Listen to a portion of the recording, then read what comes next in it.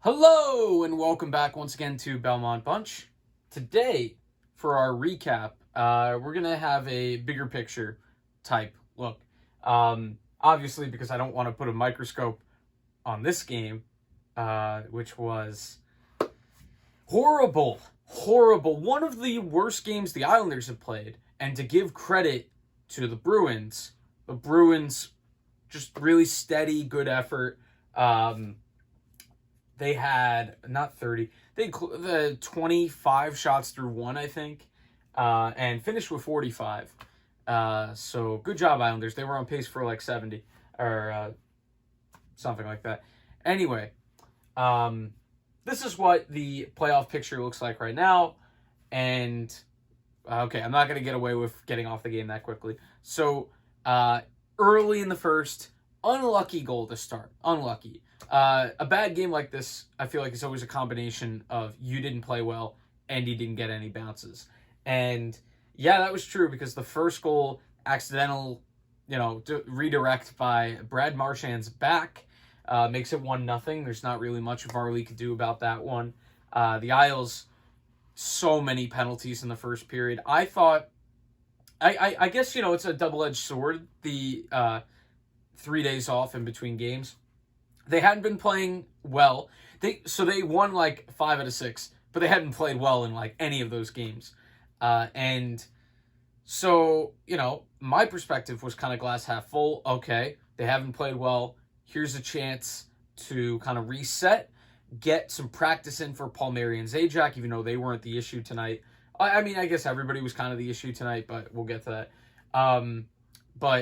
But no, it looked like there was rust. That's the other end of it. That's the glass half empty. A lot of rust from the Islanders tonight in the first period. Got them behind, and they played better in the second. They gave up a power play goal to make it 2-0 from Craig Smith in the first. There was a turning point penalty, although based on how the Islanders played, it probably wouldn't have mattered, where the Islanders are on a power play, and one of the Boston players off a rebound catches the puck and throws it. Thomas Hickey did that in the playoffs in 15-16 against Florida, and it was a penalty shot.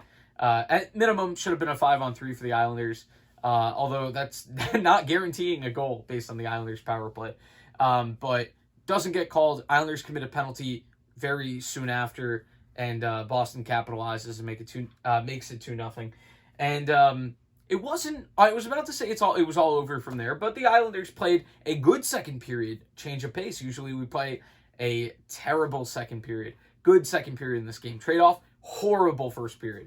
So the second one, by the way, also Varlamov gets screened on, so not much he could do. I did actually think the penalty kill was pretty good tonight. It was called upon a lot, and there were a lot of blocked shots, and unfortunately on the one that they give up, a couple of bad clears. And there was actually a penalty, the third penalty, I believe, the Islanders committed to the first period, where Barzal, it was just transitioning from 4-on-4 to Boston power play, and Barzal was out there for 3 minutes because he couldn't get one clear when he had a second, and then he got stuck out there for 3 minutes. So definitely special teams, room for improvement, but also 5-on-5, don't stop committing really dumb penalties. I'm tired of the stick infractions that I've seen from the Islanders. High sticking. Clutterbuck just clocked. I think it was McAvoy or Clifton in the second period. Actually, no, that might have been third. Whatever. So it's 2-1 after Matt Barzal whiffs on a 2-on-1, and I'm going, oh, Matt. And then he, round the back, passes it to Zajac after getting 3 Boston players to get around him, and I was like, oh, Matt! So Zajac gets his first. Didn't have to do much other than put himself in the right spot, and then pots it. And it's 2-1, and for as bad as they've played, you go, all right, well, it takes one bounce for them to tie this game now. And they didn't really have the push in the third that I would have, been pumped for, or expected, I mean.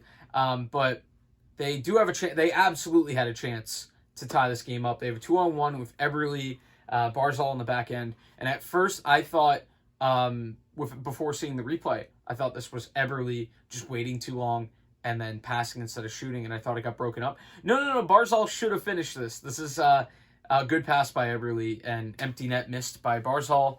And naturally, Taylor Hall goes the other way and scores. I did just rip into Taylor Hall in the recap that we did, the weekly recap that we just put out today. And so, I wear this one. Eventually, I had seen a compilation of Taylor Hall breakaways this year, and there was a lot of shooting for the 5-hole. And this time, Varley overcommits to the poke check, and it works. And then empty netter after that. So, yeah, the Islanders, for as bad as they played, had a couple of chances.